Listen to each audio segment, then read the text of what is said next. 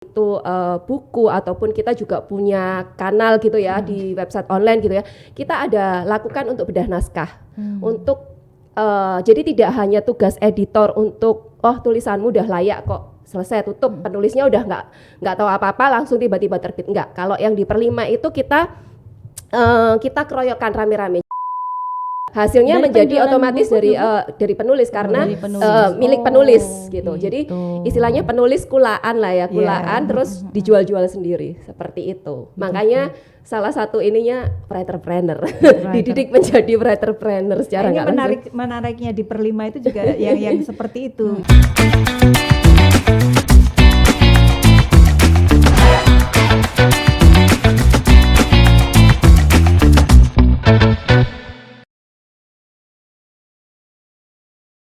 Halo Tribuners, kembali lagi dalam podcast Cakap Sana Cakap Sini. Dan hari ini saya Alma Gloria akan mengajak kalian semua untuk berbincang seputar proses pembuatan buku di Perlima, Perempuan Penulis Padma. Dan sudah hadir 3 tamu istimewa. Waduh, semuanya cantik menawan ya.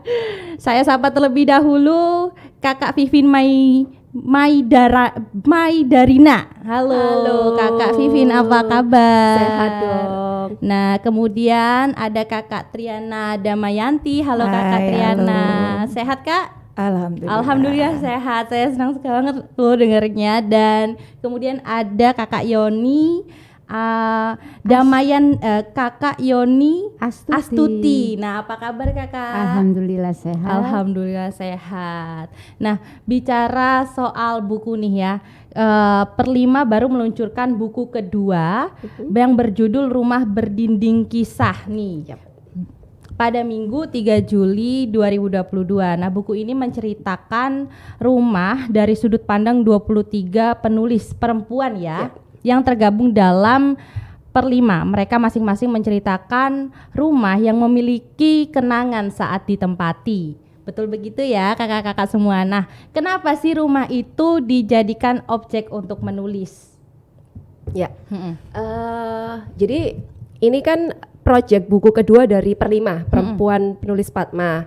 Kita itu komunitas literasi, terus ya kadang bikin pelatihan, kadang ya bikin buku, salah satunya projectnya ini. Terus waktu itu bulan Agustus kita itu bikin, ayo deng nulis status gitulah ya, cerita tentang apapun, tapi temanya bebas. Kemudian September kita kerucutkan tema rumah yuk gitu, home sweet home waktu itu ya. Apapun yang terkenang tentang rumah, apapun yang terkait dengan rumah coba tuliskan. Nah, sepertinya topik itu menarik akhirnya dan banyak yang nulis juga, akhirnya ya udah kita gabungin dari jadi satu buku seperti itu. Akhirnya dari Home Sweet Home kita bikin temanya rumah, terus kemudian kita cari judul yang cocok, akhirnya Rumah Berdinding Kisah gitu. Wah, begitu ya. Nah, tapi kita penasaran nih, Perlima ini sebenarnya apa sih? Karena kan Tribuners itu belum tentu semua tahu Perlima itu apa.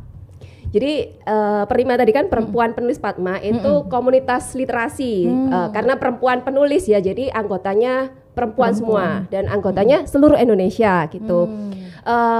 Para anggotanya itu sebenarnya buat teman-teman yang sudah punya karya entah buku, antologi ataupun di media cetak seperti itu.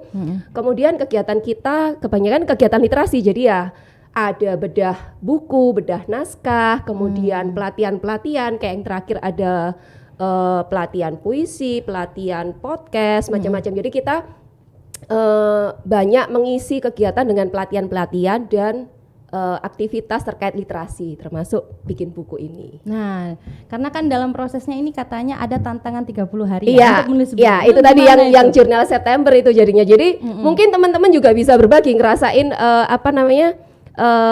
menerima tantangan, karena kebetulan saya sebagai salah satu pengurus yang oke deh kita bikin ini gitu, kita tantang seluruh anggota kita kurang lebih udah 100 ya sekarang. Jadi waktu itu kita umumkan di sosmed, terus habis itu teman-teman coba dong nulis 30 hari, karena ada juga yang nggak lolos gitu, dan yang terangkum di buku ini adalah teman-teman yang lolos nulis rajin di 30 hari. Nah ya, mungkin ini perasaan teman-teman yang lain mungkin bisa komentar yang udah lolos Ya, ini. gimana ini perasaannya Mbak Disuruh Triana nulis sama waktu itu 30 hari berturut-turut tentang rumah.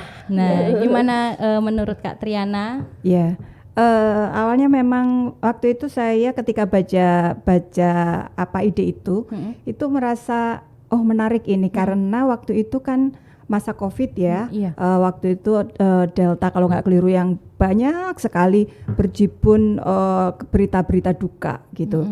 Nah kemudian ide Perlima ini memberi tulisan status di FB yang kemudian memotivasi orang ini biar ya berduka tapi maksudnya kita nggak larut, nggak sampai tenggelam gitu. Jadi maka kemudian menurut saya ini menarik. Saya salah satu orang yang tidak gemar atau tidak rajin menulis status di Facebook, tapi kemudian karena challenge ini setiap hari saya mencoba untuk menuliskan apa yang terjadi pada hari itu. Jadi saya nggak mencari-cari apa yang terjadi aja ketika saya masak A misalnya. Saya makanya di status saya menuliskan cerita tentang itu. Jadi pokoknya tidak menulis status yang bukan status duka. Gitu istilahnya. Luar biasa sekali. Nah kalau Kakak Yoni sendiri, gimana rasanya ketika terpilih dan lolos untuk menulis di buku Rumah Berdinding Kisah ini? Pastinya bahagia ya, Bahagia. karena sama dengan Kak Triana, saya nggak suka nulis di status di Facebook. Nah, nulis sih banyak kegiatan tapi tidak setiap hari. Nah tantangan 30 hari ini memacu saya untuk menulis. Nah waktu menulis bingung juga, home sweet home, bagian mana yang saya ceritakan? Akhirnya Mbak Enda, gini loh, kamu kan suka trekking, nah lihat tuh sepatu trekkingmu, gimana tuh? Akhirnya mengingat sepatu trekking ini di gunung ini, nah itu kan sesuatu yang indah, bisa diceritakan gunung itu dan kegiatan itu. Tetapi saya nanya, kan sepatunya kan di rumah, kegiatannya kan di luar, kan nggak masalah, yang penting sepatunya di rumah.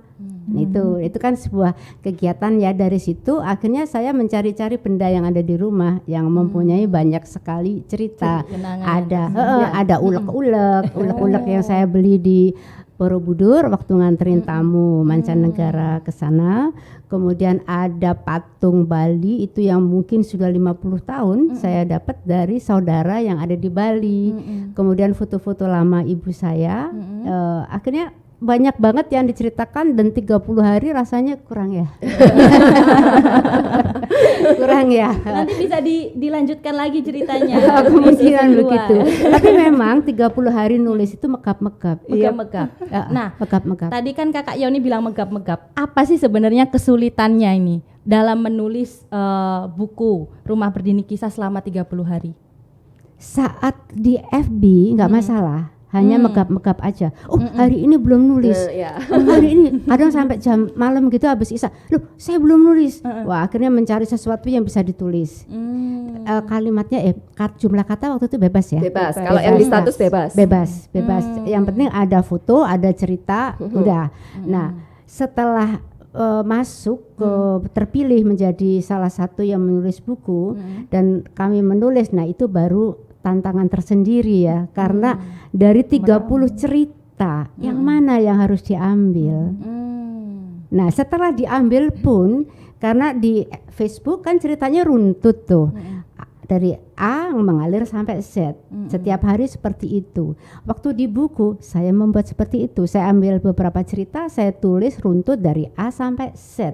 Ternyata Pak ada bedah naskah ya waktu itu. Ya, kepanjangan akhirnya. Kepanjangan dan ceritanya terlalu melebar kemana-mana. Mengalir dan semuanya indah. Akhirnya waktu bedah naskah, ya, motong ya. Bukan itulah saja, karena ceritanya terlalu indah. Akhirnya pada saat bedah naskah saya ditembak. Ditembaknya begini, menariknya di mana tulisan itu semuanya indah. Karena terlalu indah. Nah, ternyata saya baru mendapatkan pengetahuan baru ya dari teman-teman, itu gunanya bedah naskah, bahwa menulis itu karena sebuah keresahan. Nah itu saya kaget ya, keresahan. Itu yang menjadi lebih megap-megap lagi. Mungkin tantangannya di situ berarti ya, Kak Yoni. Bukan itu saja. Ada lagi? Ada lagi. Apa Nah, nanti lagi itu? Kak Vivin dan Kak Triana boleh Boleh, deh Kak Vivin bocorannya. menjelaskan. Kak Triana dulu deh, nanti mau cerita lengkapnya nih tentang bedah naskah nih. Kak Triana. Iya, Gimana ceritanya waktu ditembakin Iya, itu? waktu ditembak, waktu bedah naskah. ditembak. Ya, sebetulnya di awal itu kalau kita nyambungkan antara satu status dengan status yang lain, maksudnya hari-hari ya, ini pasti nggak nyambung. Saya langsung mikir, habis ngomongin tentang foto, ngomongin makanan, terus belum lagi nanti ngomongin olahraga, aduh gimana nih gitu. Jadi langsung kemudian saya mencoba untuk cari garis besarnya aja, ya ininya apa, temanya apa yang perlu saya tulis. Jadi yang lainnya saya buang. Jadi ada beberapa hal yang saya buang. Tapi masih tetap aja juga kena tembak. Jadi kelebihan JWS itu kan kita dikasih batasan 10.000 ya. 10.000 JWS. Jadi walaupun sudah menurut saya sudah saya potong sana sini sesuai dengan saya kelompokkan ke masing-masing gitu. Tapi ya tetap saja masih kelebihan JWS. Wah, gitu ya. Nah, kalau Kakak Vivin bagaimana? Ya, jadi mungkin kalau Kak Yoni cerita A sampai Z, kalau aku lebih yang random mungkin kayak Kak Triana. Jadi apapun yang terkait dengan rumah, kemudian random kan kita statuskan gitu kan. Terus Kak Wina Bojonegoro selaku foundernya Perlima sekaligus ya yang ngobrain kita, oke, temanya rumah gitu ya. Tugasnya adalah memotong dan menjahit, kan? Memotong dan menjahit itu istilahnya bahwa tulisan kita yang panjang yang kita buat status selama 30 hari itu ya udah dimampatkan menjadi 10.000 CWS itu tadi. Itu PR yang maksudnya ketika tulisan kita random bingung kan mau poin mana yang harus kita ambil tapi harus jadi satu rangkaian cerita yang menarik. Itu lumayan kan, maksudnya lumayan PR banget mikir mau ambil poin yang mana. Terus kalau waktu bedah naskah nih, bedah naskah ini adalah salah satu ciri khas dari Perlima, karena setiap kita mau terbitkan sesuatu, entah itu buku ataupun kita juga punya kanal gitu ya di website online gitu ya, kita ada lakukan untuk bedah naskah, untuk jadi tidak hanya tugas editor untuk tulisanmu udah layak kok selesai tutup, penulisnya udah nggak tahu apa-apa langsung tiba-tiba terbit, enggak. Kalau yang di Perlima itu kita keroyokan rame-rame. Jadi misalnya waktu saya ingat betul waktu Kak Yoni di bedah itu, saya juga salah satu yang ikut hadir gitu kan. Jadi peserta sesama penulis juga boleh berkomentar karena kita melihat dari sisi ini ya, mungkin ngelihatnya lebih dari sisi luar, lebih netral gitu ya. Jadi kita bisa mengomentari gitu. Termasuk hal-hal yang mungkin kalau dari saya kok menurut saya kok lebih baik diginikan ya. Nah, itu kita saling belajar gitu. Jadi tidak hanya si penulis yang dibedah yang merasa belajar, tapi kita yang ikutan juga belajar. Itu salah satu khasnya sih kita bikin bedah naskah gitu. Jadi ya ada sisi deg-degsernya, ada sisi bahagianya karena kita bisa belajar. Kalau tulisanku waktu itu bedah naskah lebih ditembak ke CWS, kelebihan dikit aja. Cuman ada satu hal yang waktu itu dititik beratkan adalah begini, kamu harus percaya diri bahwa saya kan Surabaya ya, waktu itu tapi tidak terlalu saya tonjolkan tentang Surabayanya gitu. Jadi tempatmu itu strategis banget gitu. Poin itu harus kamu tonjolkan ya seperti itulah salah satu bocorannya kalau kita lagi bedah naskah gitu. Berarti satu sama lain penulis itu menilai. Jadi tidak hanya editor ataupun yang istilahnya yang pinter-pinter aja dalam tanda kutip yang udah pengalaman, tapi kita semua berhak, kita semua boleh. Saya boleh mengomentari tulisan Kak Yoni, Kak Triana boleh mengomentari tulisan saya gitu. Nah, kalau dari Kak Yoni, Kak Vivin sama Kak Triani ini memang ada latar belakang menulis enggak? Nah, enggak. Kalau aku enggak. Oh, kalau Kak Triana enggak. Tapi bagaimana itu Kak caranya supaya bisa menulis, memaksa diri untuk menulis ya? Oh. Kalau latar belakang secara formal maksudnya itu memang tidak, tapi kalau hobi ya. Hobi menulis. Ya, dari dulu saya hobi ada nulis di blog lah yang terkadang saya juga malu sendiri nulis. Ketika bacanya malu. Karena itu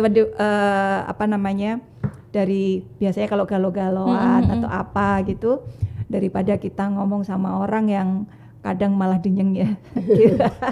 Jadi mending menulis gitu. Iya. Nah, terus kemudian waktu itu sempat saya sudah kenal sama Mbak Wina. Awalnya kan kita nulis esai ya, lebih ke esai yang sederhana gitu dari pengalaman kita masing-masing gitu. Saya pernah ditawarin yang waktu itu proyek yang ikut HIB 2018 Kak Triana ikut yang HIB yang apa ini berarti? yang aku memilih bahagia.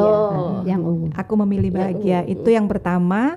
Terus kemudian lama kelamaan saya nanya ke Mbak Wina nggak adakah nulis cerpen? Saya itu pingin banget nulis cerpen, tapi selama ini menurut saya tulisan saya selalu gagal. Saya merasa ketika di otak ini akan menjadi sesuatu yang menarik menurut saya. Tapi ketika saya tulis, kok gini ya? Jadinya kok gini ya gitu. Jadi terasa jauh banget antara apa yang saya pikirkan dengan apa yang saya tulis. Jadi kemudian ternyata Mbak Wina bilang bahwa ternyata mereka punya kelas menulis untuk cerpen waktu itu. Jadi saya kemudian langsung mendaftarkan di situ di batch 2 kalau nggak keliru. Jadi saya di situ ikut di batch 2 dan ketemu sama mentor-mentor yang keren-keren. Yang jadi setiap hari tulisan kita itu juga dibedah juga di situ. Jadi kita dikasih suruh nulis apa gitu. Kemudian nanti dibahas lagi. Ada tema-tema tertentu masing-masing mentor itu. Wah, berarti Mbak Triana ini ya dibuka jalannya oleh Mbak Wina Bojonegoro ya, untuk bisa menuangkan apa yang ada di benak ya kan ke dalam sebuah tulisan. Wow, luar biasa sekali. Dan boleh cerita nggak mungkin dulu Mbak Wina membimbing teman-teman semuanya itu dari awal itu seperti apa hingga akhirnya terbitlah buku Rumah Berdinding Kisah ini?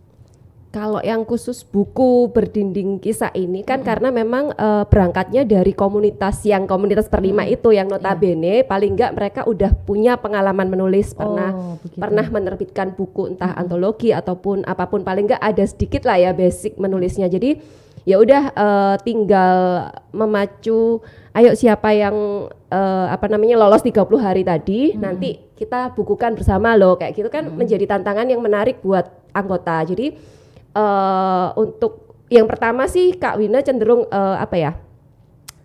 mecuti sih ya, bahasa kita itu seringnya mecuti kita untuk berkarya karena memang per 5 pengennya semua berdaya dan bahagia, semua berkarya gitu kan. Itu yang pertama. Yang kedua, ketika sudah jadi karya artinya sudah ada nama-nama dari teman-teman yang terkumpul selama 30 hari nulis itu, ya udah tinggal ngerapiinya mudah banget karena kita punya fasilitas bedah naskah itu. Jadi nggak menjadi beban bagi Kak Wina pribadi atau editor pribadi untuk finishing satu buku ini, tapi menjadi tugas bersama itu tadi. Karena misalnya setelah, jadi kita sama-sama udah setor tulisan, kemudian nanti dijadwalkan nih Kak Yoni agendanya bedah naskah kapan, Kak Triana kapan, saya kapan. Kita bedah, nanti ada tenggat waktu untuk hasilnya revisi seperti apa. Udah nanti editor tinggal selesaikan aja, maksudnya tinggal ngedit dikit-dikit lah ya, tipis-tipis aja, udah nggak, jadi bebannya tidak terlalu banyak di Kak Winanya ataupun di editornya seperti itu. Nah kan kita juga penasaran nih kan dalam proses pembuatan buku itu ada penyuntingan, ada tadi bedah naskah ya, kemudian ada juga modal. Nah ini modalnya ini dari mana? Modal terbitin bukunya ini. Kalau modalnya keroyokan sih. Waduh, keroyokan dalam arti gini. Sistemnya? Karena ini kan buku ditulis bersama ya, maksudnya bukan buku tunggal. Terus kita biasanya itu kalau di per 5 itu kita ngitung untuk cetak ada minimal nyetak nih, misalnya cetak untuk 500 buku itu kira-kira berapa. Nah itu nanti kita hitung, maka kita akan nemuin harga satu buku ini berapa. Nah teman-teman, nah Kak Wina ini per 5 ini juga mengajarkan gimana kita jadi writerpreneur, artinya kita nulis, kita jual sendiri. Jadi setelah layout jadi dan kita kirim ke percetakan, udah tahu kira-kira harganya berapa, maka dari per 5 akan melemparkan kepada masing-masing penulis, ini harga buku buat penulis sekian, silakan kalian jual dengan harga segini dan seragam, sehingga tidak saling bunuh-bunuhan ya sama penulisnya, ini seragam. Kemudian masing-masing akan order sendiri, akan pesan sendiri-sendiri sesuai kebutuhannya. Misalnya Kak Yoni pesen 30, pesen 25, ya udah ini menjadi tanggung jawab buku ini laku atau enggak menjadi tanggung jawab masing-masing penulis. Tapi hasilnya dari menjadi otomatis dari penulis karena milik penulis gitu. Jadi istilahnya penulis kulaan lah ya, kulaan terus dijual-jual sendiri seperti itu. Makanya salah satu ininya writerpreneur, dididik menjadi writerpreneur secara ini menariknya di Perlima itu juga yang seperti itu. Jadi maksudnya kita tidak hanya sekedar pasrah bongkoan gitu ya, tiba-tiba kemudian ini enggak, tapi kita juga bagaimana memasarkan buku agar buku yang kita tulis ini menarik bagi banyak orang. Kita juga terserah sih, tapi sebetulnya ada dibikinkan flyer ya. Ya, kita bantu dari Perlima dibantu biasanya ada video, ada flyer gitu untuk bantu kita jualan. Nanti captionnya terserah teman-teman sendiri kan, marketnya dari teman-teman sendiri yang tahu seperti itu. Iya. Nah, butuh berapa lama sih untuk menuliskan kisah dalam satu judul? Kalau dari Mbak Triana gimana, Kakak Triana? Macam-macam ya. Kalau cerpen saya sih tergantung mood. Iya memang ya, karena menulis itu butuh mood dan inspirasi ya. Hanya untuk itu. Jadi kadang-kadang dalam 1 minggu selesai, seminggu itu selesai nulis ya, tapi belum selesai. Artinya biasanya kan kita diajarkan juga untuk mengendapkan dulu. Jadi setelah selesai tulisan diendapkan dulu. Saya biasanya 1-2 hari saya endapkan, saya baca ulang. Ketika saya baca ulang, kemudian ada ini kayaknya masih kasar. Saya halusin lagi, saya endapkan lagi sampai berulang-ulang. Sampai kemudian kalau misalnya saya ingin detail perasaan atau detail menggambarkan bagaimana orang ini melakukan sesuatu, maka ini saya butuh waktu berhari-hari untuk mengendapkan, menulis lagi gitu. Jadi ada proses pengendapan sehingga kemudian saya tahu ini kayaknya masih kalimat nyambung antara dengan yang ini kayaknya masih belum, kayak masih harus melompat gitu. Jadi harus disambung lagi dengan satu paragraf kayak gitu. Gitu ya. Kalau Kak Yoni butuh ini berapa lama nih? Pertanyaannya untuk buku ini atau buku yang lain? Buku ini. Oh, buku ini. Iya, betul. Karena kami dibatasi waktu, jadi pada waktu setelah ditembakin harus revisi, jadi harus segera. Kalau nggak gitu lupa. Nah setelah menulis kembali diendapkan 2-3 hari, dibaca lagi, kemudian mencari kata-kata atau diksi yang tidak Mbak? Yang tidak biasa-biasa aja, jadi diksinya harus tidak bagus. Pasaran diksinya. Jadi Jadi harus seperti kata Kak Triana tadi bahwa satu paragraf dengan paragraf lainnya harus nyambung. Jadi sesegera mungkin diselesaikan. Seminggu lah paling waktu itu ya. Semingguan ya. Semingguan waktu itu. Sampai lupa. Kalau Kak Vivin sendiri? Saya adalah pecinta pengejar deadline. Luar biasa. Pasukan deadline. Untuk proyek apapun sepertinya saya tipe yang kayak gitu ya. Adrenalinnya lebih gimana gitu mungkin ya. Tapi emang jadi mendekati pengumpulan naskah gitu. Ya udah cepet-cepetan ngumpul. Terus habis itu kan ditembak tadi yang edisi bedah naskah. Setelahnya ya udah paham kira-kira mau tak ubah ini ya udah tak tinggalin. Tapi nggak dikerjain, nanti mendekati tenggat waktunya udah mau habis baru. Tapi biasanya kalau udah niat sebenarnya 1 kali duduk bisa, cuman masalah niat dan mood itu tadi yang agak yang susah. harus diperjuangkan. Soalnya dia suka datang dan pergi. Waduh, luar biasa. Nah, kan tadi kan pasti ada rasa malas juga ya, seperti yang Mbak Triana jelaskan tadi, kadang ada rasa malas sesuai mood. Nah, kira-kira apa nih rahasia menulis asyik dari kakak-kakak semua ya, biar kita ini nggak males atau mungkin stuck ide dalam menulis? Gimana nih menurut Kak Yoni? Kalau itu seharusnya gabung di sebuah perkumpulan ya, di sebuah komunitas. Karena di komunitas katakanlah Perlima ya.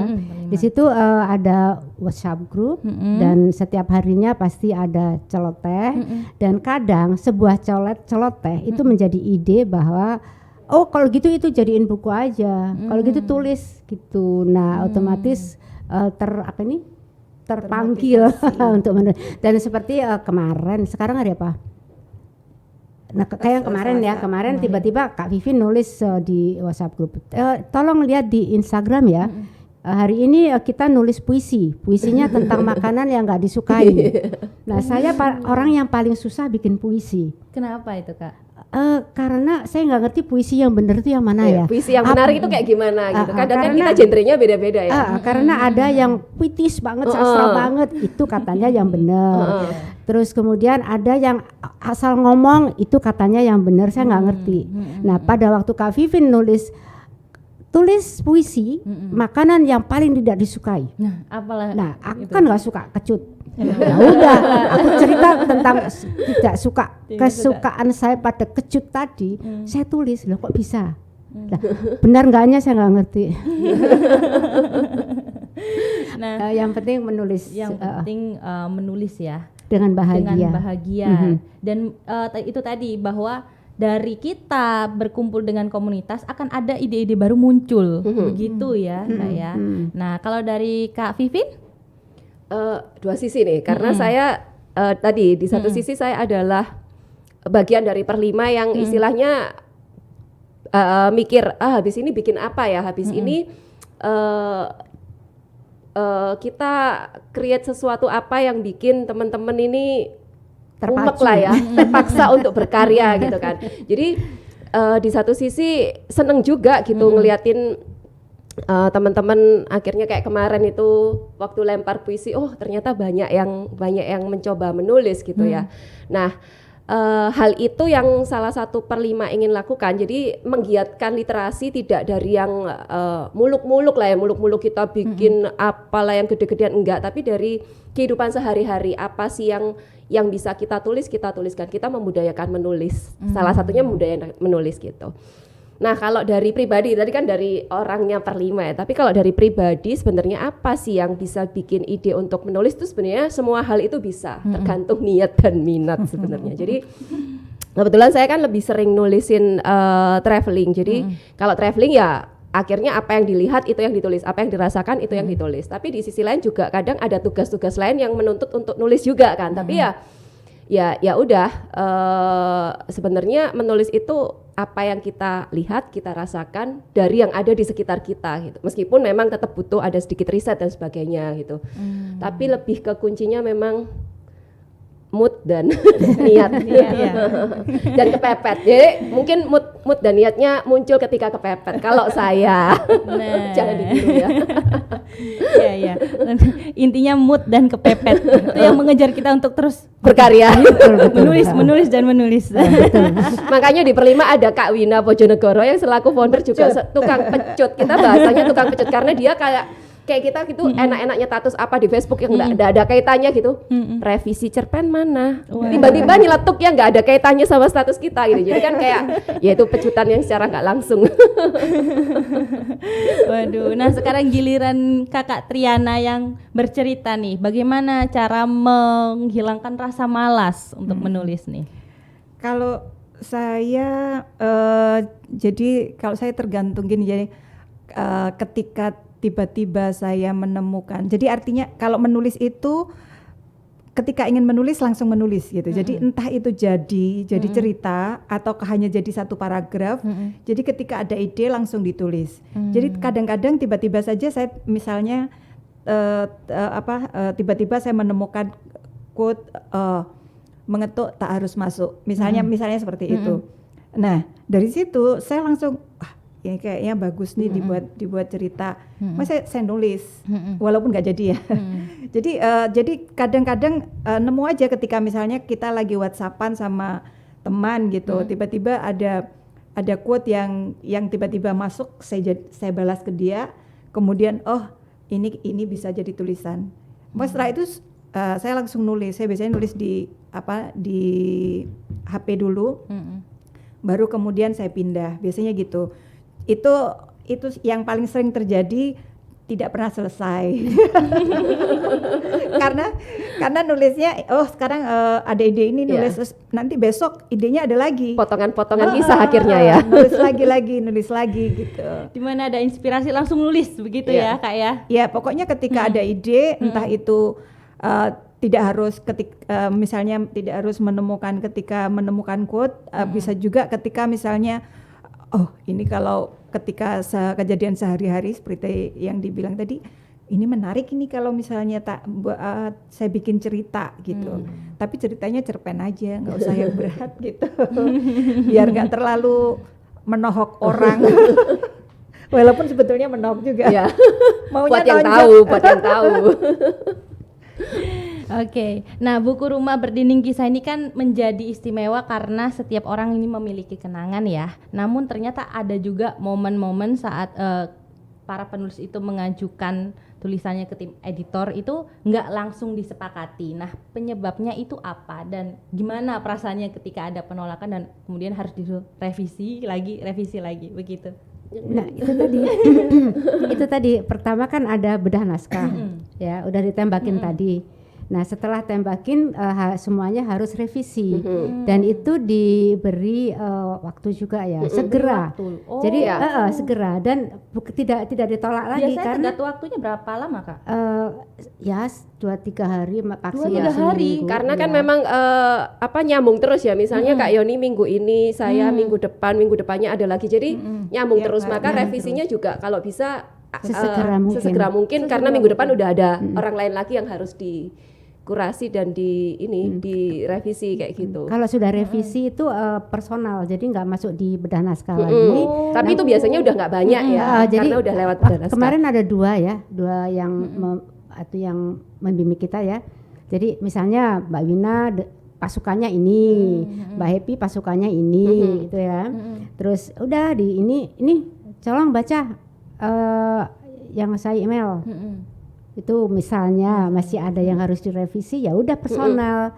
Jadi udah nggak masuk ke bedah naskah lagi. Secara personal ya kalau ngomongin soal revisi ya Kak ya. Dan itu nggak banyak ya. Biasanya karena apa aja nih yang direvisi Kak? Ya tadi itu dari segi penulisan seperti tadi alur cerita yang tadi saya terlalu indah dari A sampai Z indah. Itu nggak boleh, jadi harus ada keresahan. Harus ada yang meresahkan. Harus tulis sesuatu yang meresahkan, kemudian seluruh cerita yang ada di rumah itu, kemudian solusinya apa. Itu harus ada sebuah kesatuan dan itu juga akan menjadi pembelajaran kepada pembaca. Kalau ada masalah seperti itu, ini loh jalan keluarnya seperti ini. Itu dari segi alur. Kemudian dari segi diksi tadi, itu tadi yang diksinya jangan yang saya istilahnya apa, pokoknya jangan yang biasa aja. Jadi mesti sesuatu yang meletup indah, nyastra, meskipun esai, tetapi harus pilihan katanya harus menarik. Iya, harus menarik dan mengandung sastra. Gitu. Jadi bagaimana caranya supaya kita juga membangun emosi pembaca ya? Iya, begitu. Betul. Wow. Kalau dari Kak Vivin sendiri? Jadi kalau dari bedah naskah itu sebenarnya lebih ke konsep tulisan kita atau isi tulisan kita itu udah disepakati bersama enggak? Jadi kayak cerita A, cerita B, cerita C. Oh, cerita C ini nggak usah deh, masukin aja cerita D aja, misalnya seperti itu. Jadi lebih gambaran umum konsep cerita, kesesuaian dengan tema, seperti itu kan. Sementara ketika itu sudah selesai, udah deal, oke kita revisi dan tinggal masuk ke editor yang terakhir, itu tinggal mungkin finishing seperti ini kaliaknya tinggal susunan aja ya. Mungkin alinea ini kalau dituker kayaknya lebih enak deh, atau misalnya typo yang paling simpel typo, atau misalnya KBBI-nya lah ya, maksudnya susunan ininya, susunan katanya, kayak gitu. Itu lebih ke teknis tulisannya. Tapi kalau bedah naskah itu lebih ke konsep inti tulisannya ini udah oke nggak seperti itu sih. Jadi yang kurasakan memang ya waktu waktu bernaskah, oke. Ya itu tadi poin bahwa kotamu harus kamu cantumkan dengan detail, kamu harus bangga begini-begini, oke. Jadi itu ada inti itu yang dimasukkan. Ketika udah setor ke editor udah nggak banyak tiktokannya karena udah jadi rangkaian ceritanya, cuman sempat yang alinea terakhir yang sedikit ditukar gitu aja. Udah, jadi nggak terlalu banyak tiktokan lagi. Gitu. Begitu. Nah kalau dari kakak Triana? Aku kemarin itu yang paling banyak itu data ya. Jadi data-data yang dipangkas. Jadi kan jadi misalnya untuk saya menjelaskan tentang bagaimana yoga bisa membuat tidur lebih nyenyak gitu. Kebetulan saya kan sakit waktu itu, waktu nulis ini. Jadi salah satunya saya menceritakan bagaimana saya bisa tidur, kemudian mengurangi rasa sakit saya dari yoga. Nah, ternyata selain pengalaman saya juga ada beberapa penelitian-penelitian yang mendukung itu. Jadi ini banyak nih data yang tak masukin gitu. Nah, itu yang dipangkas. Oh ini cukup satu aja nggak apa-apa, kan sudah menguatkan, sudah mewakili. Nah, jadi ada beberapa data-data yang lainnya juga banyak data-data yang mesti harus dipangkas, sama ada beberapa yang terlalu detail. Saya menjelaskannya terlalu detail. Oh ini tak lakukan begini dulu waktu itu dengan ini, kemudian berkembang jadi bla bla bla bla bla. Nah itu yang dipangkas. Tapi secara garis besar sebetulnya enggak. Cuman itu aja sih, sama bolak-balik. Ini mending kalau biar runut dikasih ide cerita kayak per bab gitu. Ada subjudulnya lah. Karena terlalu banyak data-data yang sebenarnya tidak terlalu penting ya dimasukkan ke dalam buku. Oh iya, siap. Nah, ada satu poin penting dalam menulis itu, yaitu mencoba menuangkan apa yang terbayang di benak kita ya, berdasarkan pengalaman. Namun banyak banget penulis-penulis pemula yang masih kesulitan dalam menghasilkan karya yang bagus. Nah, padahal penulis sebenarnya bisa memanfaatkan theater of mind ya. Ada upaya untuk membayangkan skenario-skenario imajinatif gitu yang menghidupkan tulisan dari dialog-dialog di dalam buku. Nah, gimana nih cara melakukan teknik theater of mind? Mungkin dari semua harus bercerita ya. Ini harus cerita dari kakak Yoni. Saya ada dialog. Ngerpek dulu ya. Sambil pamer nih bukunya. Sebentar, saya halaman berapa juga Lupa. Sebentar. Ini nih. Nah. Ini tulisan saya, kasih dan polusi. Jadi kasihnya itu kasih ibu, kasih keluarga. Kemudian polusinya itu karena waktu saya menulis, jadi saya harus mencari keresahan ya. Memang ada polusi, ada 2 pabrik yang ada di belakang rumah saya. Di samping menimbulkan getaran tanah juga bising. Dan ada 1 pabrik yang terkadang itu mengirim bau yang sedap. Dan sebelah rumah itu ada bengkel dinamo. Jadi lengkap sudah penderitaan. Jadi supaya tidak menderita, jadi harus memunculkan ya sesuatu yang membuat kerasan di rumah. Nah, kemudian ada dialog ya, theater of mind. Ini saya waktu saya ulang tahun pertama kali. Nah itu halaman ini Mbak, 238. Itu saya ulang tahun pertama kali di Surabaya. Dulunya saya tinggal di desa. Kakak Yoni yang mana? Yang itu, yang ada di tengah itu. Ya? Kemudian ini Cantik foto keluarga sekali. saya. Ini Keluarga, foto keluarga. ada bapak ibu dan bapak ibu dan 6 keluarga saudara kandung. Kemudian ini ada sebuah cerita. Saya pernah minggat dari rumah. Demi bertemu eyang. Demi bertemu eyang saya, karena saya kecil ikut eyang dan kakung. Kemudian di desa ya, dan eyang saya dari Klaten dengan bahasa yang halus. Kemudian masuk rumah bahasanya Surabayaan kayak Vivin, kayak Kak Vivin ini Surabayaan ya. Asli gitu, jadi kaget. Kemudian saya di desa, sekolah di desa dan agamanya Islam kan. Saya masuk Surabaya, dimasukkan ke Saint Vincentius, kebetulan satu alma mater nih sama Kak Vivin. Di sana harus belajar bahas agama Katolik. Oke. Jadi sesuatu yang sudah lain, tapi harus saya pelajarin. Dan kemudian bahasa, saya biasa bahasa Jawa di sekolah di Surabaya metropolitan, bahasa Indonesia. Jadi bahasa Indonesia saya jelek sekali. Jadi saya stresnya luar biasa sehingga di rumah juga saudara-saudara ribut sendiri. Akhirnya saya minggat. Itu umur 11 tahun dan di situ saya membuat dialog dengan kakak saya. Bahwa jangan minggat lagi. Ya udah, saya nggak mau minggat, tapi dirimu kan yang dulu ngajakin aku tinggal di kota, ya harus ini dong, harus tanggung jawab dong, ancam saya gitu. Jadi itu ada dialog ya. Jadi di halaman 243 saya memberikan dialog. Udah kayaknya itu aja. Jadi cukup 2 dialog aja. Nggak usah banyak-banyak, ntar kalau banyak-banyak kayak cerpen. Cerpen aja juga nggak terlalu banyak dialog ya.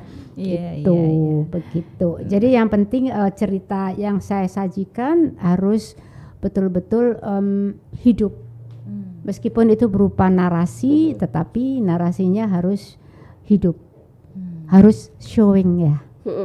Kalau istilahnya di showing not telling ya. Not telling, showing itu misalnya Kak Vivin cantik, nggak boleh dibilang cantik, tetapi rambutnya warna ini, matanya ini, mendeskripsikan ya, lebih tepatnya.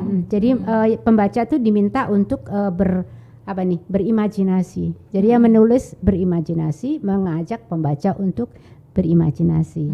Jadinya yuk berimajinasi bersama. Begitu. Asiknya di situ. Imajinasi bersama. Nah, kalau dari Kak Vivin gimana? Waktu nulis tentang rumah itu sebenarnya saya ini kan orang yang dari sekolah sampai sekarang hitungannya itu jarang di rumah karena senang keluyuran, tapi traveling ya. Tapi bagaimana saya pingin ngungkapin juga bahwa bagaimanapun saya itu pulang ke rumah, bagaimanapun rumah ini adalah tempat saya mengenal kehidupan gitu kan. Jadi saya ceritakan juga gimana saya nakal, gimana saya belajar banyak hal itu dari rumah. Nah, tapi itu juga saya coba ungkapkan bukan saya dulu begini-begini, tapi saya coba ceritakan tentang gambaran rumah saya seperti apa. Mulai dari pelan-pelan gambaran rumah saya itu seperti ini di kampung, seperti ini. Kemudian termasuk saya ajak untuk bayangin saya dulu juga punya loteng, sampai sekarang sih rumah kecil ini berlantai 1 memiliki loteng. Nah, saya juga ajak untuk halaman 232 ya. Miliki loteng. Nah, di loteng ini juga tempat persembunyianku. Kalau sebenarnya itu juga ungkapan bahwa dulu kalau misalnya aku kesel habis diomelin sama orang tua, sembunyinya di loteng, atau aku pingin curhat, aku pingin nulis buku harian juga di loteng itu. Tapi saya coba untuk menggambarkan satu persatu. Oh ya, rumahnya isinya ini. Oh, Vivin kecil itu seperti ini. Itu yang coba saya bangun di tulisan saya. Termasuk ketika beranjak dewasa, belajar banyak hal, terus akhirnya bertualang kemana-mana. Itu sih. Jadi ya itu mau pingin menceritakan aktivitas Vivin selama di rumah, tapi nggak yang saya begini, tapi lebih ke ya itu ngajak ada ini loh di rumah sehingga aku belajar begini kayak gitu sih. Iya, bahkan ada juga ini ya gambarnya cerita bahwa Kak Vivin dulu itu dihujani pertanyaan oleh mama ya. Oh ya, kalau yang itu aku pilih di awal sebagai sesuatu yang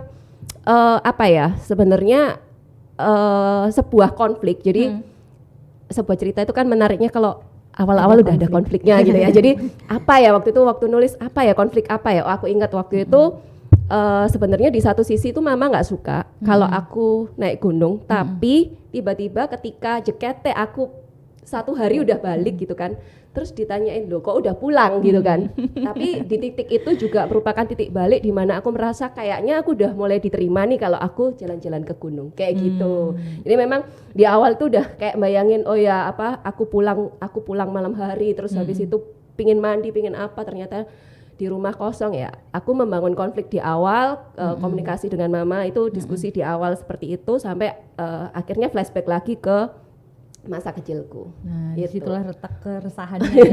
Kak, ya. Ya. Nah, kalau dari Kak Triana, Ya, ini cerita saya judulnya Jiwa Selesa. selesai. Ya artinya, Artinya? kepasrahan, keikhlasan, menerima segala sesuatunya. Jadi memang tulisan saya ini menggambarkan saya seperti kembali pulang gitu. Jadi dulu saya tidak menyebut rumah saya ini sebagai rumah saya. Jadi rumah saya itu ya rumah kedua orang tua saya gitu. Jadi walaupun saya sudah lama menempati rumah ini, tapi karena pekerjaan saya sering keluar kota dan lain sebagainya, bahkan tinggal di luar pulau juga gitu. Jadi kemudian saya jarang menempati rumah ini. Yang di Blitar itu ya, Kak ya? Iya, yang di Blitar itu rumah orang tua. Kalau Rumah yang ini orang di tua. Sidoarjo Yang kan. ini di Sidoarjo. Nah kemudian jadinya ini proses ketika saya kembali ke rumah. Kemudian berkumpul kembali dengan anak-anak dan tiba-tiba saya sakit gitu, sakit yang tidak pernah terbayangkan gitu kan, tiba-tiba tiba-tiba saya ini, kemudian situasinya juga waktu itu sedang pandemi gitu kan. Maaf.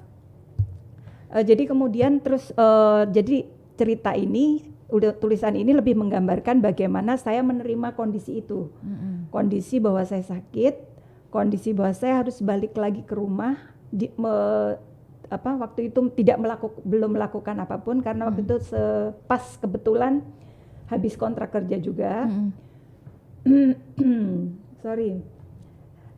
dan kemudian jadi situasi-situasi di mana saya menceritakan keadaan, kondisi dan atas kepasrahan itu sendiri.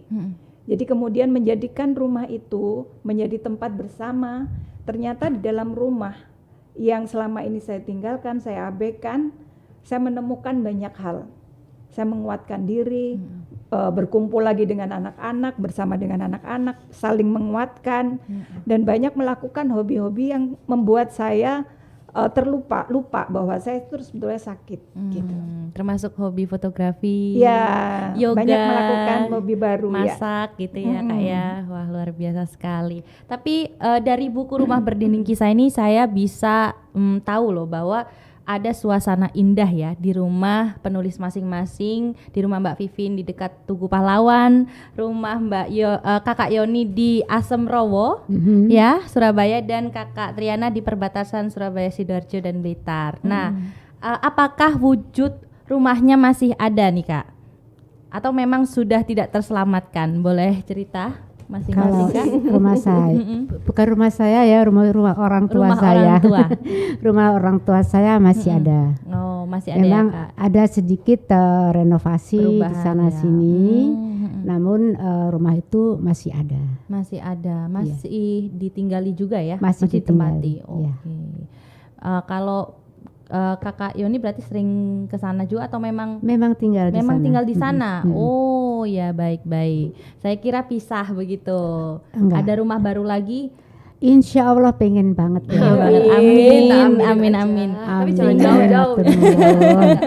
Sehingga bisa menciptakan kenangan baru lagi ya Kak ya. Iya. Di dalam rumah baru. Betul. Amin. Nah, kalau Terima kasih doanya. Amin. Sama-sama Kakak. Nah, kalau Kakak Vivin?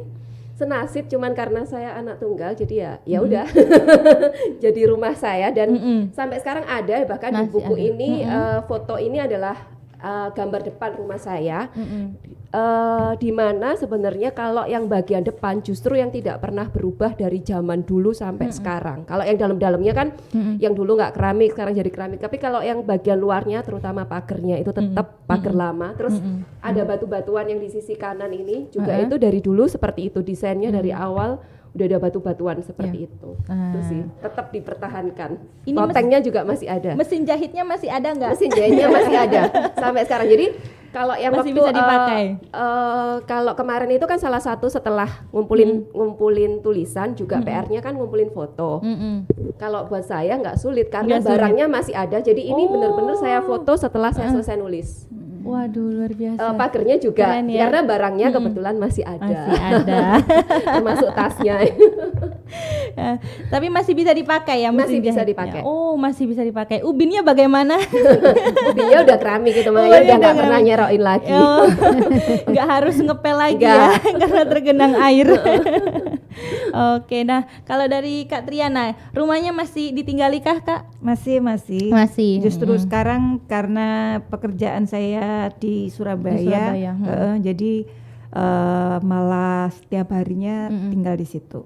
Oh gitu ya. Kadang di Blitar, kadang juga di Surabaya begitu. Oh di Blitar ya apa namanya kan sekarang semua anak-anak saya semua sudah kuliah di sini di Surabaya juga. Iya. Jadi ke Blitar kami hanya sambang ya, sambang orang tua. Jadi kalau misalnya Sabtu Minggu akhir pekan atau waktu Lebaran atau apa-apa gitulah.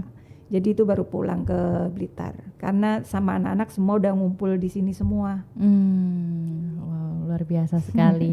Nah, saya juga mau tanya nih kan kakak-kakak semua ini punya hobi yang berbeda-beda ya. Ada yang hobi fotografi, memasak, traveling ya kan. Nah, lantas ketika kita kakak-kakak semua ini disuruh untuk menulis ya, yang bukan genrenya mungkin ya, itu gimana caranya? Bagaimana cara memunculkan cerita baru gitu yang keluar dari zona nyaman masing-masing? Nah, bisa cerita mungkin dari Kakak Triana. Ujiannya dari sini dulu. Iya. Wah ini pertanyaan berat. Pertanyaan ujian ini. Iya. Gimana nih Kak? Saya pernah mencoba menulis cerita anak. Cerita anak. Nah itu bukan bidang saya banget, tapi saya ingin sekali. Jadi saya bahkan sempat ikut pelatihannya kalau nggak keliru sama Kak Yoni ya. Iya, betul. Sama Kak Yoni. Jadi waktu itu karena pekerjaan saya lebih banyak di literasi juga, tapi untuk anak-anak SD.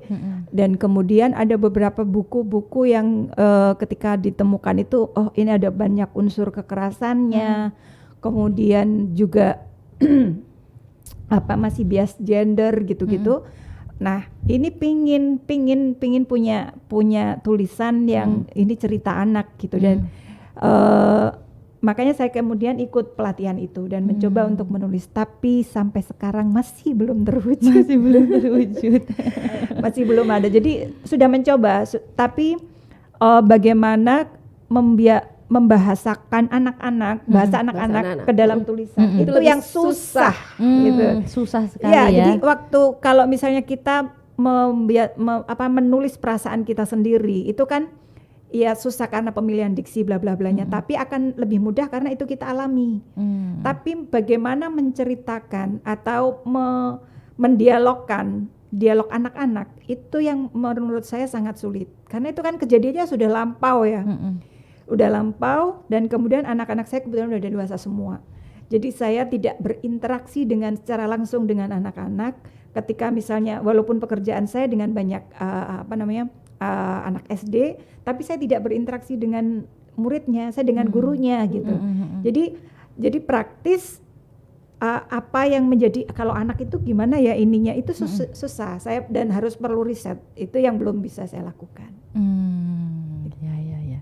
Nah kalau dari Kak Vivin sendiri gimana nih? Kan Kak Vivin ini kan hobi mendaki gunung ya. Kalau dari yang saya Mendaki baca. gunung juga diving. Saya mencintai ketinggian dan kedalaman. Waduh.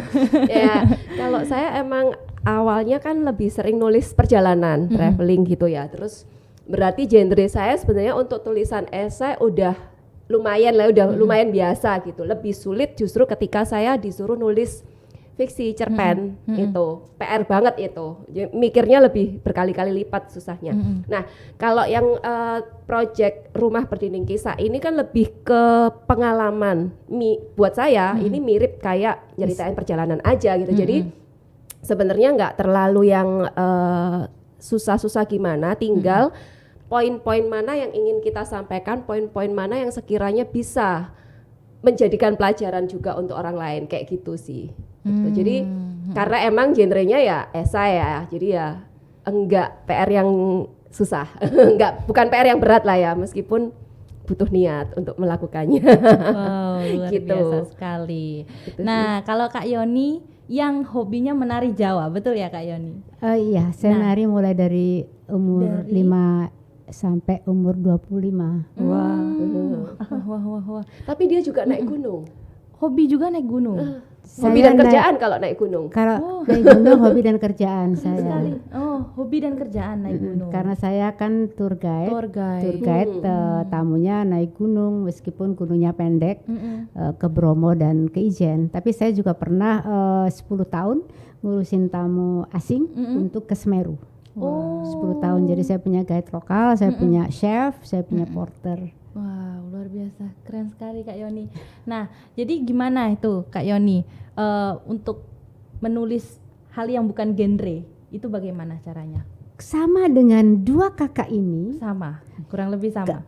Kalau untuk traveling itu karena sesuatu yang Kita alami sendiri ya. sudah dialami. Mm-mm. Nah, namun cerpen Mm-mm. itu sesuatu yang wah ampun susahnya, fiksi banget kan, Iya, disuruh berkhayal itu kan susah banget ternyata ya. Iya.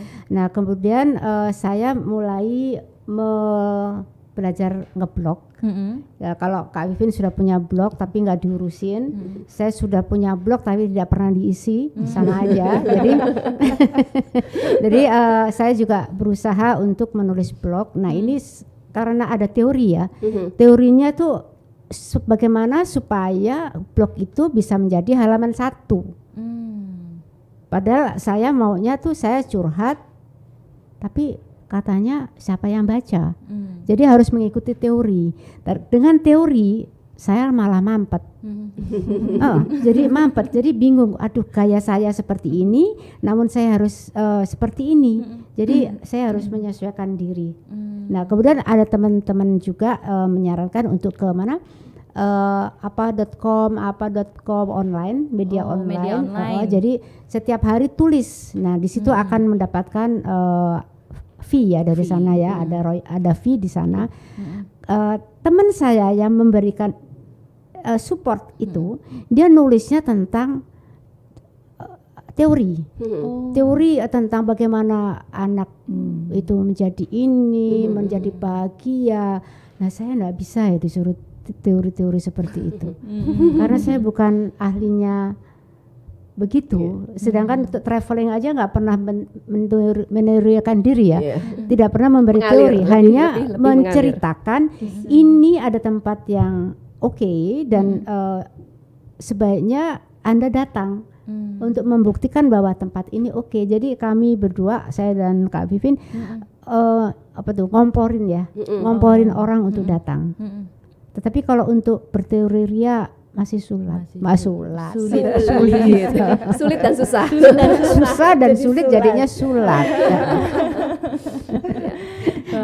Jadi begitulah. Jadi begitu ya, kayak oke. Nah, kalau misalnya nih ya, kita membayangkan ada mesin waktu nih, dari kakak-kakak semua, apa peristiwa yang ingin diulang kembali jika ada kesempatan? Kalau dari Kak Yoni, Dalam hal nulis atau dalam hal ini kan aku udah mendengarkan membaca dari kisah ini. dari kisah ini cerita ini. Dari masing-masing penulis, terutama kakak Vivin, kakak Yoni dan kakak Triana. Jadi apa nih yang ingin diulang kembali jika ada mesin waktu? Aku ingin rumahku yang belakang rumah dulu kan tambak. Oh, Kan banyak ikan bandeng. di daerah mana itu Kak? Asem Rowo. Asem Rowo. Oh, Jadi dikelilingi tambak dulu. Jadi ada bandeng, ada mujair. Itu luas banget. Iya. Itu sampai Tandes, sampai mungkin sampai Gresik ya. Itu kan masih banyak bandeng-bandeng itu. Ada juga yang membuat garam. Nah itu setiap sore kami tuh jalan-jalan di situ. Kalau nggak ada orangnya kami nyolong. Kakak saya diulang kenakalannya ini. kakak saya nakal banget. Jadi dia sama temennya kalau agak set gitu kan bandengnya mencolot-mencolot. Udah diambilin aja, ditaruh di mana tuh? Di mana tuh bajunya? baju Di kaos. Kaosnya kan ikannya lari-lari gini. Penuh Jadi ikan. bagi dia lucu. Nanti kalau apa tuh mau ketangkep gitu, terus aku bilang, lah itu kan mencuri. Siapa yang mencuri? Orang aku bermain. Nah, terus kakak perempuan saya yang nomor 1 itu suka main perahu. Itu ada perahu di situ, bolong ditembel sama lempung, udah dayung di sana. Nah ini saya dan kakak saya nomor 2 yang mencuri ikan dimasukkan ke sini tuh, itu sering bermimpi. Sering bermimpi di belakang rumah itu, jadi ada tembok kan dulu, ada tembok itu ada pagar, pintunya bisa keluar dari situ. Kami suka jalan-jalannya lewat di situ. Jadi habis Nerobos mencuri, belakang. jadi ada pintu langsung tambah. Jadi begitu habis mencuri langsung masuk lewat lagi, belakang. masuk lagi ke rumah kan. Nah itu ternyata terbawa mimpi sampai sekarang. Jadi aku sering mimpi rumahku, aku membuka pintu belakang rumahku, di situ tuh pantai. Oh, Dan tampaknya jadi pantai. Ya? Pantai dan itu ada yah. Oh iya. Bayangkan ada yah banyak di sana. Indah kan? Indah Nah, sekali. ternyata kakakku nomor 2 sama seperti itu. Wow. Saya ngomong sekali lagi, mungkin karena kita sering nyuri bandeng dulu ya. Dia bilang, siapa yang mencuri, orang saya cuma main-main kok di sana. Itu yang saya ingin lakukan. Oh, iya. Ingin mengulang kembali. Karena pabrik di belakang rumah itu ternyata getarannya, kemudian suara bising itu merusak rumah-rumah yang ada di sana, dan sudah kami laporkan sampai ke Pemkot sejak sudah 30 tahun mungkin tidak ada reaksi. Ya retak-retak di sepanjang jalan di rumah saya itu ya banyak. Oke. Begitu. Jadi itu yang diinginkan oleh Kak Yoni. Nah, kalau dari Kakak Vivin, apa yang ingin diulang kembali, Kak? Sesuatu yang ingin diulang adalah yang sekarang sudah tidak ada. Nah, sekarang yang tidak ada itu yang tak tulis di situ bagian adalah mana? Wijaya Shopping Center. Wijaya Shopping Center. Sekarang jadi BJ Junction. Oh. Dulu itu mall keren di zaman itu di era 80-an lah ya. Mall keren buat tempat bermainnya anak-anak. Dan Jadi, juga nonton film. aku belum waktu itu kan aku masih kecil, belum nonton iya, film. aku udah Masih yang besar. mainan yang apa namanya mainan di bawah itu kan. Nah, itu apa sebuah kemewahan lah dulu kalau misalnya diajak ke sana itu. Jadi kalau sekarang kan udah berubah emang. Udah berubah, jadi mall banyak toko-toko gitu. Dulu isinya cuman mainan, terus apa lagi Kak Yoni Ada mungkin inget. toko Karena kita sebenarnya kosmetik. tetanggaan sih. Nah, Nggak jauh. Kalau karena waktu itu kan aku sudah Dan dia lebih gede kayaknya udah gede kayaknya ya. waktu itu aku sudah SMA karena sering di nonton film itu, temanku ditaksir sama yang jaga. Terus diajak ke ini Wijaya Shopping Center. Yang jaga itu film itu, akhirnya sering dikasih tiket. Akhirnya aku sering nonton di sana. Nah, di situ juga ada toko kosmetik. Aku beli maskara di sana. Berarti kan aku udah mahasiswa ya waktu itu ya. Nah, terus aku dikasih tahu caranya kalau pakai maskara ditutup, habis itu ditutup, jangan dibiarin ntar kering. Gitu. Waktu itu Kakak umur berapa? Di Wijaya, masih kisaran saat ada sekolah Wijaya SD itu? sih waktu itu, Oh. kisaran SD. Jadi bayangin Kak Yoni ini udah naik gunung ketika saya masih pakai celana pendek kaos kutang. Saya 4 naik tahun. gunung, Dia saya udah naik gunung tahun 78. Makanya nanya sekalian itu Wijaya mungkin juga jadi kenangannya Kak Yoni. Karena ya itu kalau dulu kan anak kampung ya, maksudnya rumah saya di kampung, paling mainannya ya di sama tetangga-tetangga gitu kan. Tapi bonus tersendiri ketika ayo ke sana gitu atau cari baju atau mainan di sana itu kayak happy banget gitu dulu. Dan itu bisa jalan kaki dari rumah. Oh. Kan dekat. Lokasinya dekat ya? dekat Wah, gitu seru kayak. berarti. Jadi ya itu mungkin kalau diulang mungkin beda ya suasananya, tapi pingin tahu aja sih kayak gimana gitu kalau merasakan diulang. Sayang kita nggak punya foto ya. Saya nggak punya foto. Zaman itu kan Belum terlalu. Belum, Iya, masih iya. yang kamera film. kamera. Roll film pun itu aku mulai pegang baru SMP kayaknya 90-an. Dulu awalnya yang kayak sekarang yang potret langsung jadi Ya, itu enggak nyaman punya. Polaroid, ya. Polaroid. Oh, gitu. Dan itu rasanya Wijaya itu sekian setelah terbakar, kemudian sekian tahun Mangkrak, ya. akhirnya dibangun lagi menjadi BK Junction. Ya meskipun ada mall-mall lama ya, tapi karena itu salah satu mall yang terdekat dan yang pernah main di sana, jadi kalau ditanya pingin balik kemana, ke situ. Ke situ. Iya. Ada pengalaman yang indah terekam ya di dalam benaknya Kak Vivin. Oke. Nah, kalau dari Kakak Triana Damayanti. Iya. Sebetulnya kalau di tulisanku ini kan lebih bagaimana tulisan saya ini menceritakan saya menerima kondisi saya gitu kan, dengan melakukan banyak hal gitu. Nah, kalau misalnya diminta apa ya yang kira-kira ingin diulang, mungkin fotografi ya, tapi sama anak-anak. Jadi kalau yang dulu saya sering berburu objek foto itu malam, dini hari gitu, yang momennya itu yang gelap-gelap, apa namanya? Jadi kan kalau misalnya pagi di pasar itu kan banyak orang gitu kan, terus kemudian matahari masih belum terbit gitu. Nah, waktu itu sih teman yang mengajak saya itu kebetulan dia lebih suka ke ekspresi orang yang diinikan. Jadi bagaimana ekspresi-ekspresi penjual-penjual. Kayak human interest ya. Ya, kalau saya kan bukan, saya saya bagaimana kondisi jalannya seperti itu, street fotografi. Jadi tapi waktu itu kan saya sama teman saya, karena anak-anak masih kecil waktu itu. Jadi kalau boleh mengulang pada masa-masa itu, berburu objek foto dengan momen yang ini golden hour dan lain sebagainya, tapi dengan anak-anak. Sama anak-anak. Luar biasa. Mencetak kenangan ya. Iya. Iya, manis sekali kenangan-kenangan yang pernah tercipta ya.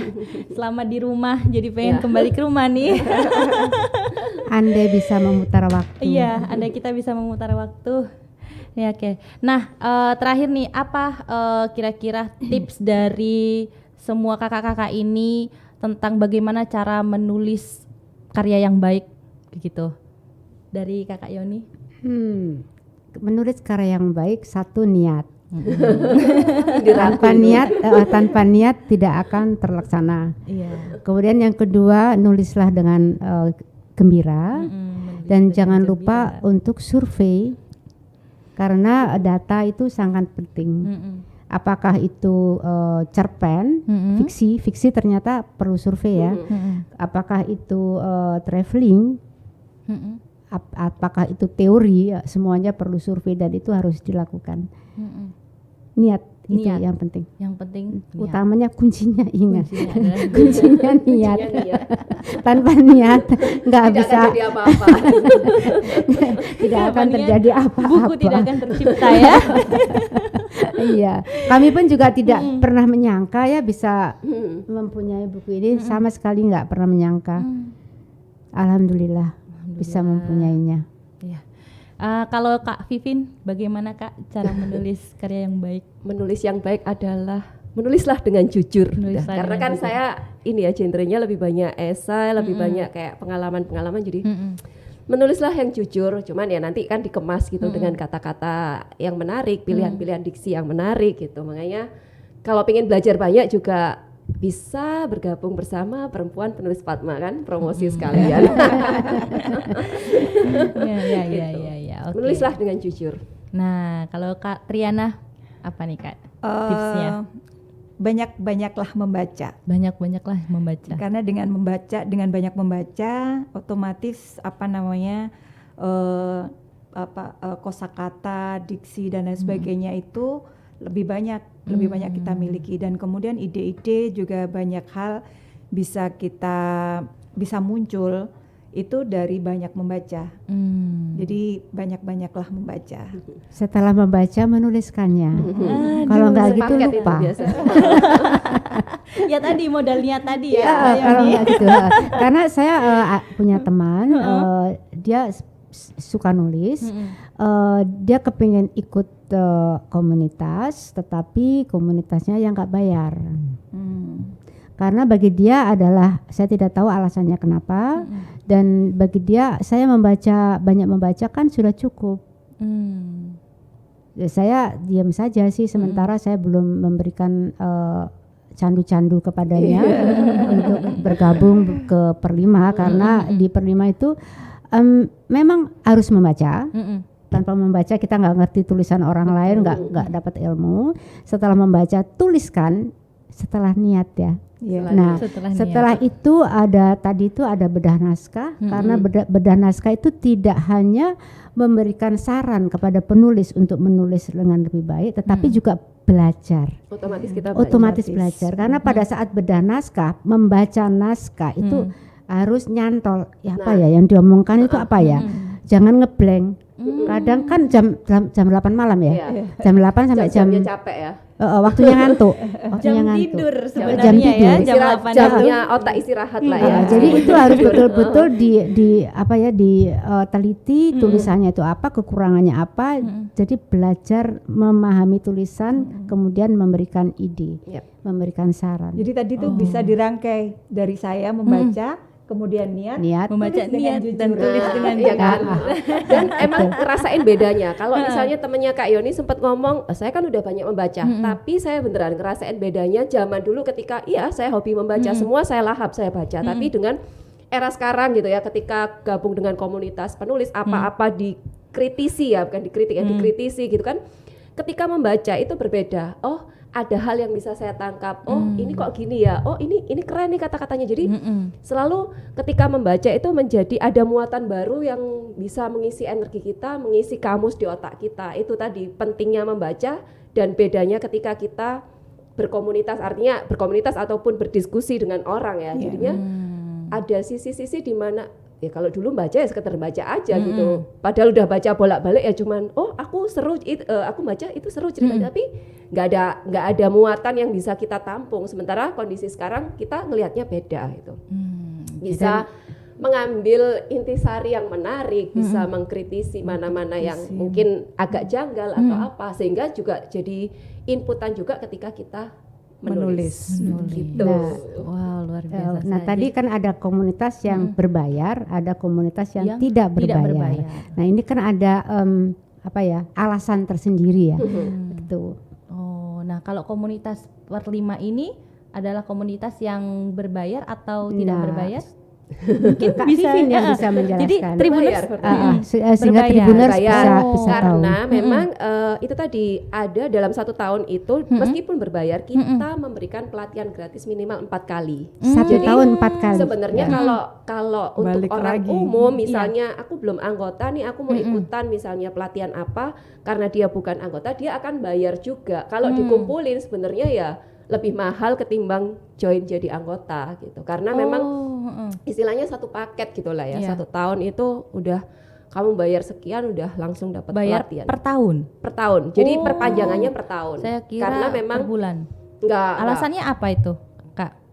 Karena ya kita cukup per tahun aja, kemudian pelatihannya juga kita rangkumkan dalam setahun 4 kali itu. Jadi ya maksudnya bisa ini kan fleksibel lah.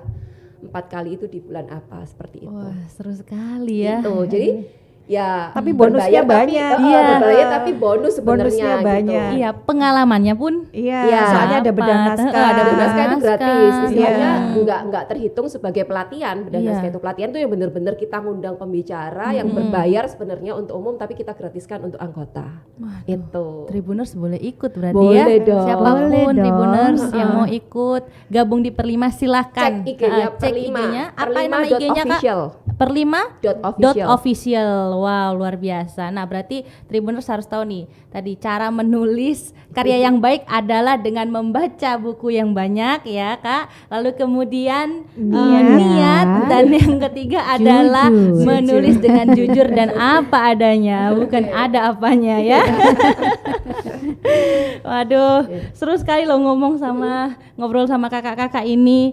Saya juga sepertinya tertarik untuk ini mulai kena kompor ya. Juga ya. Iya, karena juga selain yang 3 itu tadi, kita juga harus kalau bisa sih ya untuk ikut komunitas Per5 nih ya, Kak ya. Karena untuk menambah ini juga pengalaman ya kan, juga menambah kemampuan kita ya dalam menulis ya, Kak ya. Wah, luar biasa motivasi sekali. Dan terpecuti itu tadi. Terpecuti. Yang 1 tahun sekali juga targetnya bikin 1 buku. Wow. Jadi itu ya, Kak. Ini setahun sudah 2 buku loh. Dan ini sebentar lagi Desember ketiga yang akan terbit puisi. buku baru buku lagi. puisi. Apa itu? Puisi. Jenis puisi, bukan antologi lagi ya. Antologi. Antologi, Jadi semuanya ya. isi puisi. Oh. Antologi kan Puisi. kumpulan beberapa tulisan dari teman-teman Oh, antologi anggota. puisi. Yang Baik. ini antologi puisi nanti akan Dan datang. puisi tadi setelah ada pelatihan pelatihan gratis selama untuk 2 anggota. hari. Pelatihan gratis untuk anggota. Selama 2 hari. Iya. 3 hari ya. Sampai lupa. 3 hari dan yang memberikan pelatihan itu yang orang yang wow banget. Iya. Terus pokoknya keren cek IG-nya sekali. Per5 lah ya kalau pingin ngepoin Per5, terus kegiatannya apa aja sih maksudnya? Mas mungkin masih mikir-mikir worth it enggak ya aku bayar terus dapat pelatihan apa. Nah, itu mungkin bisa lihat kemarin-kemarin kita bikin pelatihan apa aja, menarik enggak sih? Nah, itu yang nanti bisa buat pertimbangan lah. Tapi ada kesempatan juga untuk menulis sendiri ya? Kalau di Bisa, Pat Media bisa. bisa ya? Bisa, Oh, bisa. jadi sangat bisa. Sangat bisa berarti karena nggak hanya antologi ya di sini ya.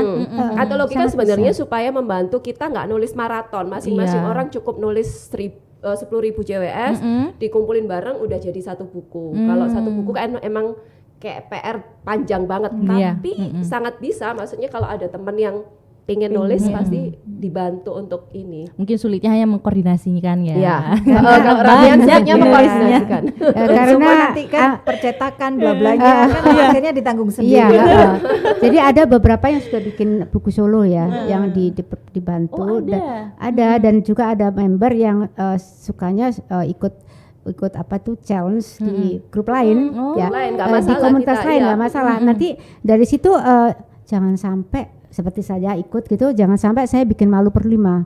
Jadi ilmu yang saya dapatkan di Per5 saya tumpahkan di sana dan alhamdulillah 2 kali saya mengikuti antologi di 2 tempat dan saya mendapatkan juara dua-duanya juara ketiga, sementara masih 3. Luar biasa. Ya insya Allah nanti Hasil ilmunya dari belajar bareng di Per5 ya. Jadi semoga nantinya menjadi lebih baik lagi gitu. Aduh, udah. Wah, keren Dan itu sekali. teman-teman yang lain juga banyak yang ikut lomba ya. macam-macam. Jadi maksudnya dari masing-masing anggota itu pun punya kesukaan sendiri-sendiri kan, dan ya akhirnya saling ngomporin gitu kan. Ini ada kegiatan ini loh, siapa mau ikutan gitu. Ntar ada yang ikutan, ada yang lolos sendiri kayak misalnya Kak Yoni ataupun Kak Triana, nanti kita ikutan bangga kan. Oh ya ada teman kita yang bisa ya di situ. Jadi akhirnya saling ngomporin, saling support, saling saling menyemangati support. juga gitu. Ya gitu, aduh luar biasa. Tapi udah nggak kerasa 1,5 jam loh kita ngobrol. Waduh, mudah-mudahan apa yang kita perbincangkan hari ini selama 1,5 jam ya bermanfaat untuk Bisa, Tribuners. Amin. Terima kasih untuk Kak Yoni, Kak Vivin, dan Kak Triana. Semoga sukses selalu ya dan menghasilkan karya-karya yang luar biasa ke depannya. Amin. Amin. Amin. Amin. Amin. Terima kasih doanya. Siap, sama-sama Kak Yoni. Dan Tribuners, ingatlah sejauh apapun kita melangkah, rumah adalah tempat kita untuk kembali pulang. Saya Alma Gloria undur diri. Terima kasih dan sampai jumpa. Sampai jumpa.